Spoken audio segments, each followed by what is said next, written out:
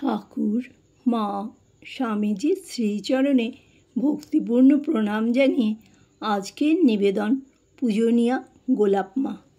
শোক, এমনকি মর্মন্তত শোক সকলের জীবনেই আছে, কিন্তু যে শোক আর্ত ব্যক্তিকে সাধুসঙ্গ প্রাপ্তি করাইয়া ক্রমে ভগবত ভক্তি আস্বাদন করায়, তাহা অধিকারীরই আধ্যাত্মিক মাধুর্যের দত্ত।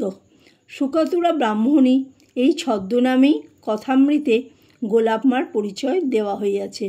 অথচ একটু মনোযোগ সহকারে এই পূত জীবনী আলোচনা করিলে আমরা দেখিতে পাই যে আমরা অমূল্য আধ্যাত্মিক সম্পদে ভূষিতা এক মহীয়সী মহিলার সম্মুখে উপস্থিত হইয়াছি। কুলীন ব্রাহ্মণ বংশে সমর্পিতা শ্রীযুক্তা গোলাপ সুন্দরী দেবীর অবস্থা সচ্ছল ছিল না।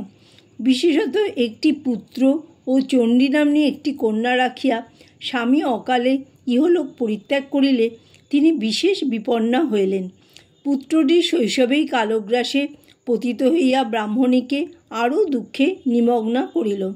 অতঃপর কন্যাটি বয়প্রাপ্তা হইলে তাহার জীবন সুখময় করিবার আশায় তিনি কুল ও মর্যাদার প্রতি লক্ষ্য না রাখিয়াই কলকাতা পাথুরিয়া ঘাটার লোকপ্রথিত ঠাকুর বংশের বিখ্যাত সঙ্গীতপ্রিয় সৌরীন্দ্রমোহন ঠাকুরের হস্তে তাহাকে সমর্পণ করিলেন।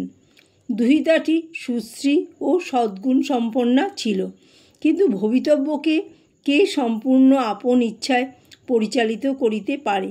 তাই গোলাপ মার সমস্ত পরিকল্পনাকে ধূলাবলুণ্ঠিত করিয়া এই কন্যারত্ন অকালে তাহার নিকট হইতে চিরবিদায় লইল। শোকাতুরা ব্রাহ্মণী তখন চারিদিক অন্ধকার দেখিলেন। গোলাপ মা পূর্ব হইতেই সমপল্লীবাসিনী শ্রীরামকৃষ্ণ পদ আশ্রিতা শ্রীমতী যোগিনমার সহিত সুপরিচিতা ছিলেন।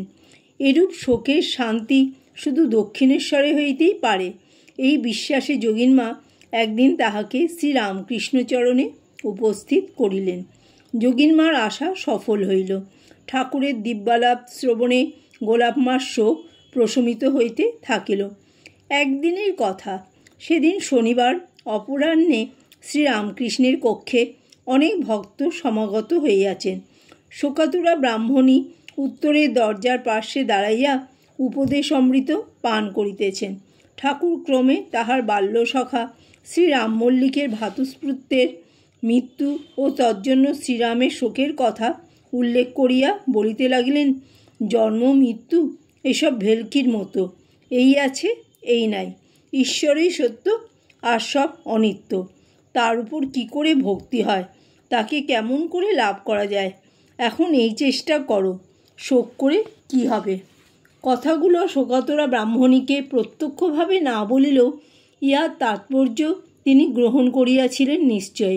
কিন্তু শ্রীরামকৃষ্ণ যদি এইরূপ উপদেশ দিয়াই ক্ষান্ত হইতেন, তবেই উহা ব্রাহ্মণের কর্ণে প্রবেশ করিলেও মর্মে প্রবেশ করিত কিনা সন্দেহ।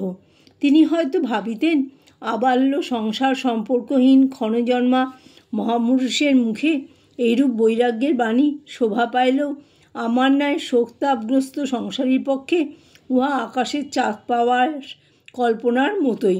কিন্তু ঘটনা অন্যরূপ দাঁড়াইল। উপদেশের সহিত মানবসুলভ হৃদয়ের বিকাশ দেখিয়া ব্রাহ্মণী সেদিন মুগ্ধ হইলেন। শ্রীরামকৃষ্ণ নীরব হইলে সকলেই যখন চুপ করিয়া আছেন, তখন সে ব্যথাপূর্ণ নীরবতা ভঙ্গ করিয়া শোকার্তা বলিলেন, তবে আমি আসি। অমনি দক্ষিণেশ্বরের মহাপুরুষ সস্নেহে বলিলেন, তুমি এখন যাবে? বড় দূর। কেন, এদের সঙ্গে গাড়ি করে যাবে। সেদিন জ্যৈষ্ঠ মাসের সংক্রান্তি, বেলা ৩টা। আর একদিনের কথা, ভক্তবাঞ্ছা কল্পতরু শ্রীরামকৃষ্ণ সেদিন শ্রীযুত নন্দ বসু মহাশয়ের বাড়ি হইয়া ব্রাহ্মণীর গৃহে পদার্পণ করিবেন। তাই ব্রাহ্মণী সমস্ত দিন উদ্যোগ করিতেছেন। যথাসময়ে সংবাদ আসিল, ঠাকুর নন্দবাবুর বাটিতে আসিয়াছেন। শুনিয়া ব্যাকুল চিত্তে ব্রাহ্মণী ঘর বাহির করিতেছেন, বুঝিবা এখনই আসিবেন। আবার দেরি হইতেছে দেখিয়া বুক ও সন্দেহে কাঁপিয়া উঠিতেছে, হয়তো তিনি আসিবেন না। বাড়িটি ইষ্টক নির্মিত হইলেও পুরাতন, ছাদের উপর বসিবার স্থান হইয়াছে। সেখানে স্ত্রী পুরুষ বালক বালিকা সকলে সাগ্রহে অপেক্ষা করিতেছেন। ব্রাহ্মণীরা দুই ভগ্নী, উভয়ই বিধবা। একই বাটিতে ভ্রাতারাও সপরিবারে বাস করেন। বিলম্ব সহ্য করিতে না পারিয়া ব্রাহ্মণী নন্দবসুর বাটিতে সংবাদ লইতে উপস্থিত হইলেন। এদিকে শ্রীরামকৃষ্ণ তথায় আসিয়া সহাস্য বদনে ভক্তগণসহ ছাদে আসন গ্রহণ করিলেন। ব্রাহ্মণীর ফিরিতে বিলম্ব দেখিয়া তাহার ভগিনী উদ্গ্রীব হইয়া আছেন। অল্পক্ষণ পরেই ব্রাহ্মণী আসিয়া ঠাকুরকে প্রণামান্তে কী করিবেন, কীরূপে প্রাণের আবেগ জানাইবেন কিছুই স্থির করিতে না পারিয়া অধীরভাবে বলিতে লাগিলেন, ওগো, আমি যে আহ্লাদে আর বাঁচি না গো।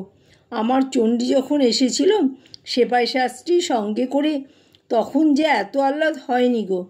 চণ্ডীর শোক একটুও আমার নাই।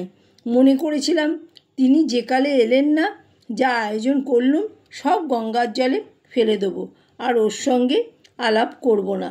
যেখানে আসবেন একবার যাব, অন্তর থেকে দেখব, দেখে চলে আসব। যাই সকলকে বলি, আয় রে আমার সুখ দেখে যা। ওগো, খেলাতে একটি টাকা দিয়ে মুটে 1,00,000 টাকা পেয়েছিল। সে যাই শুনলে 1,00,000 টাকা পেয়েছে, অমনি আহ্লাদে মরে গেছিল। সত্য সত্য মরে গেছিল। ওগো, আমার যে তাই হলো গো। তোমরা সকলে আশীর্বাদ করো, না হলে আমি সত্য সত্য মরে যাব। জয় ঠাকুর, জয় মা, জয় স্বামীজি।